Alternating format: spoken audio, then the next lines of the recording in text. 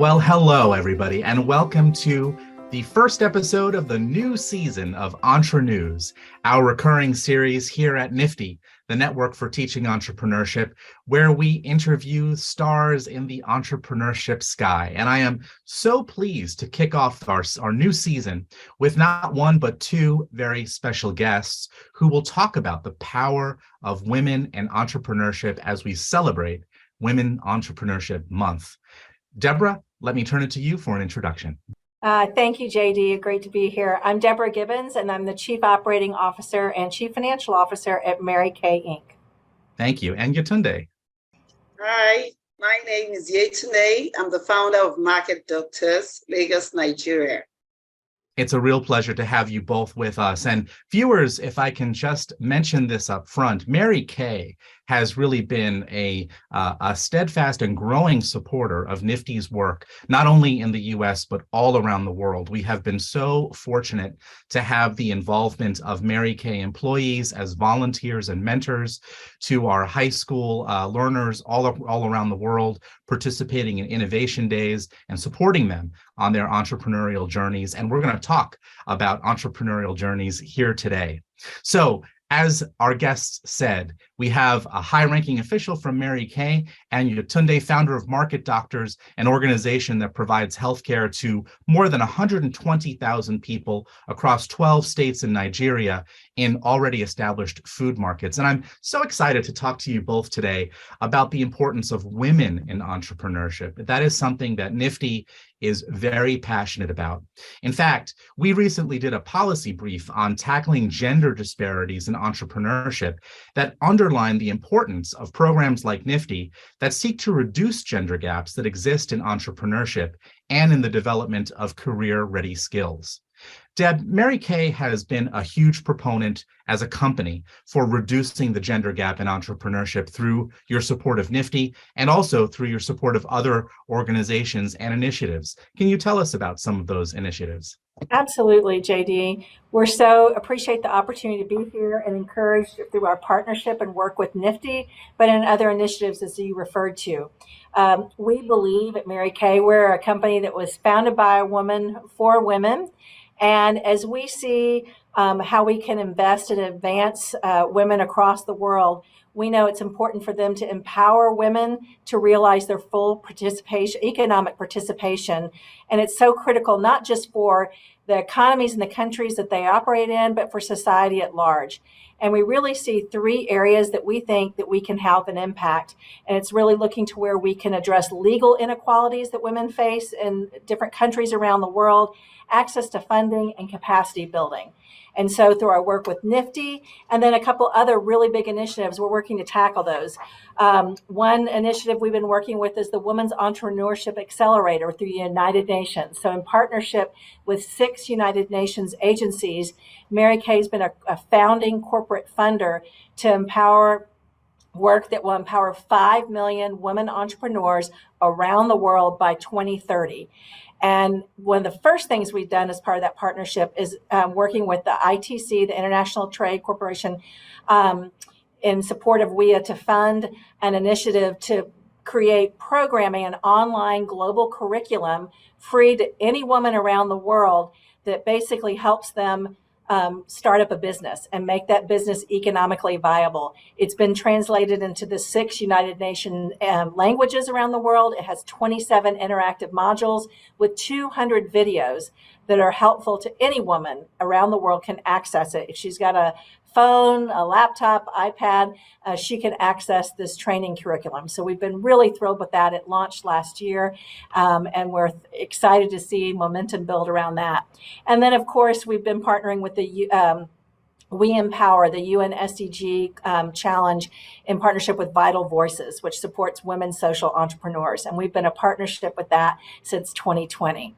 That's really great. And I would like to explore more just all the impact that can create. But let me jump on your last point because it's such a great segue to Yetunde.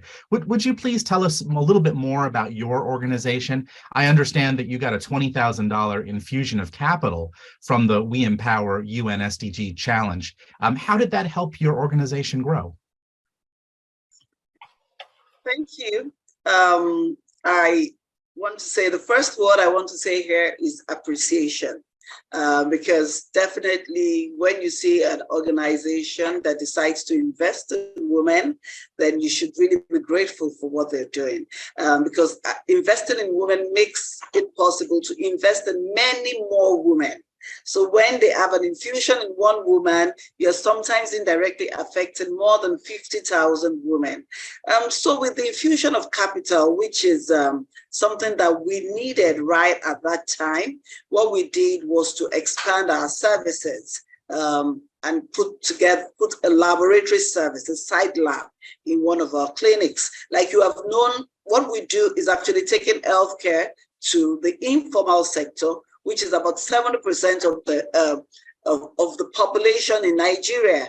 And these are people who earn daily income and who would not like to lose their income because they want to access healthcare. So what we did was to put a clinic in the market, a brick and mortar clinic in the market. And we also use mobile clinics that move around different locations.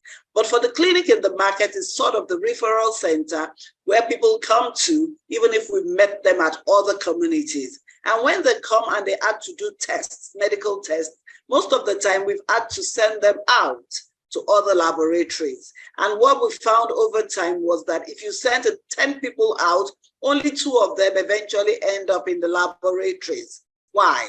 Because they still don't have this time and they may not even have enough financial capacity to go to those labs. So what we did with the 20K infusion was to put together a side lab that could run at least another 30 tests, which instead of sending them out of our clinic, they could actually have access to this within the clinic. And guess what? It's more affordable. It's right. It makes our clinic a one-stop shop. So when you come, you don't have to go to other places and they get their results instantly. And the quality is also comparable to what they can get in other laboratories. And that's what we've used it for.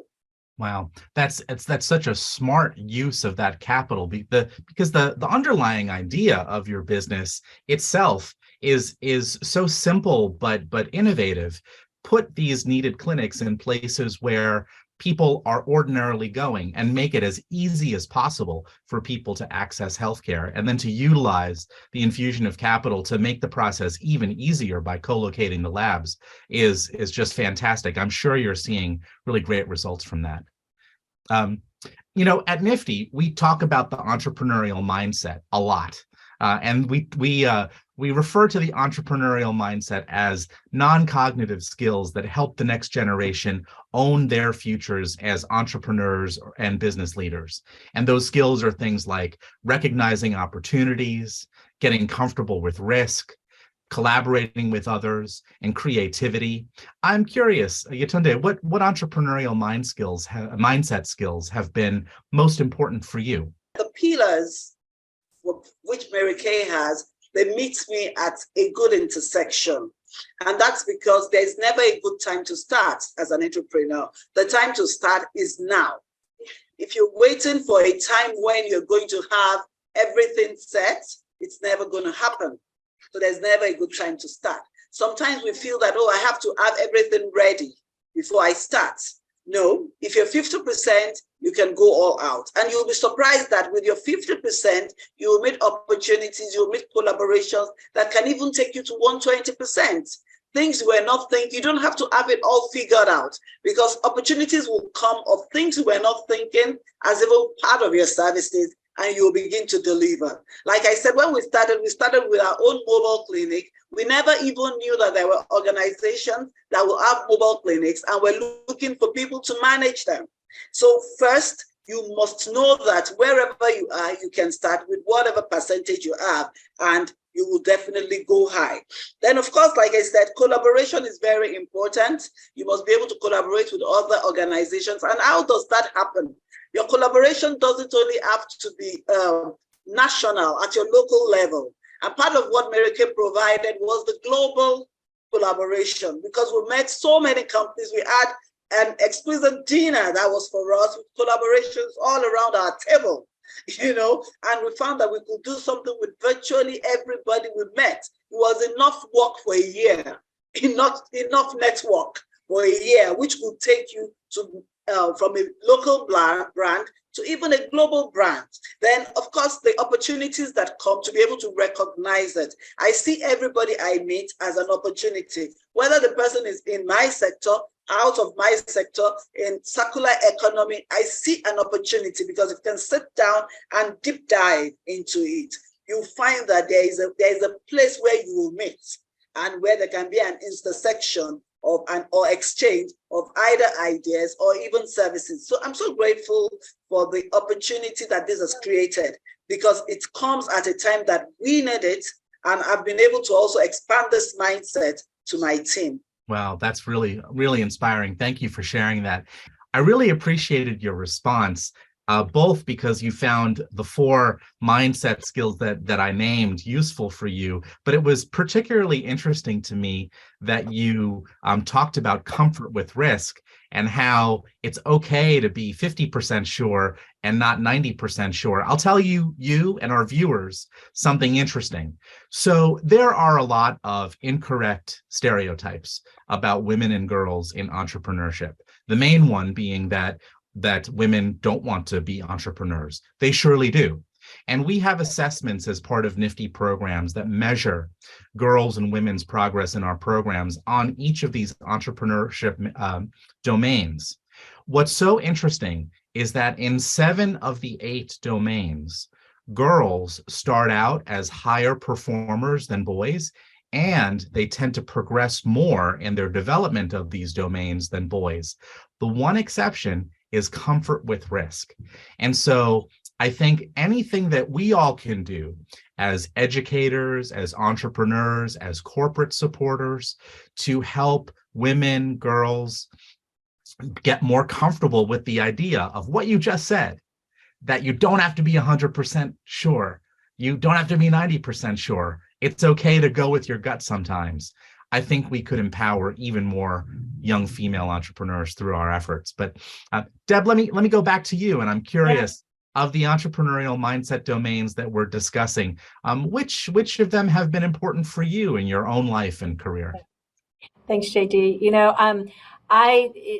In my career, I went right out of college into corporate roles, consulting and corporations, but it's really been in my last 9 years at Mary Kay that I've gotten to kind of be right front and center and observing entrepreneurs.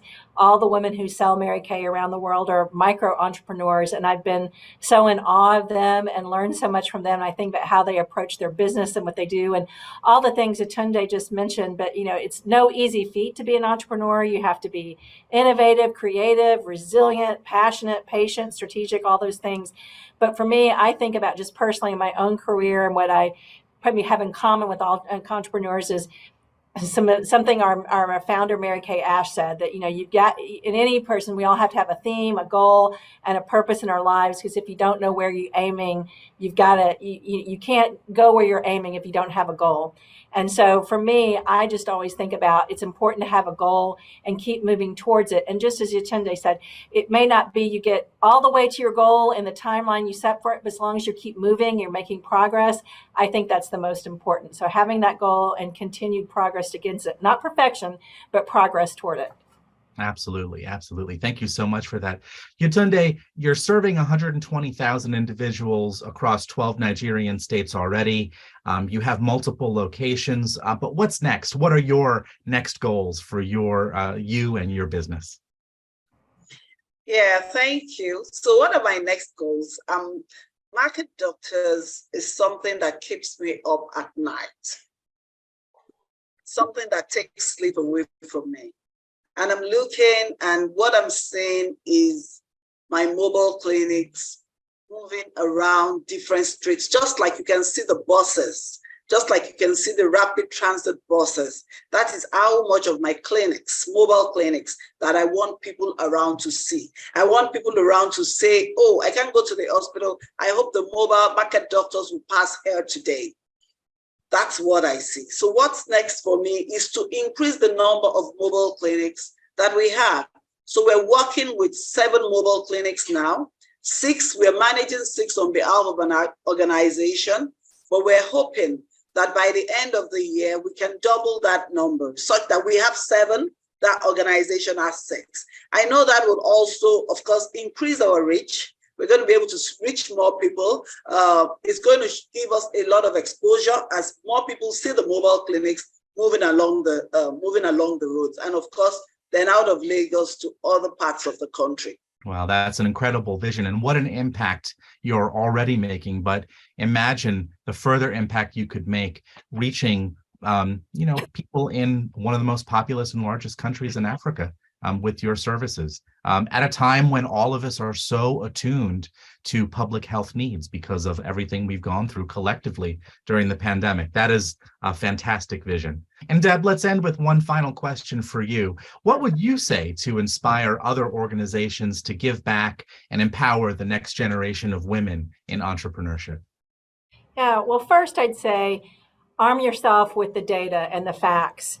And in that end, we appreciate Mary Kay, the research that's been conducted by NFTE through their Tackling Gender Disparities in Entrepreneurship brief. So inform yourself about the issues. But we know from that research, providing young women, equipping them with tools and know-how and confidence is so critical. So whether it's financial resources to invest in these tools and programs, or just mentorship and making yourselves your expertise to mentoring young women who are trying to become or pursue entrepreneurship without being discouraged, I think that's a critical way.